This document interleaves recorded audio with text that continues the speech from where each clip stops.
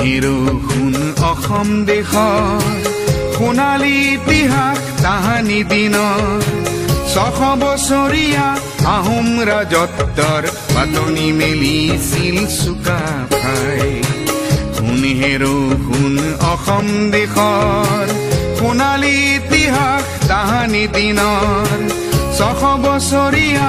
আহোম ৰাজত্বৰ পাতনি মেলিছিল চুকাফাই চাউলুং চুকাফা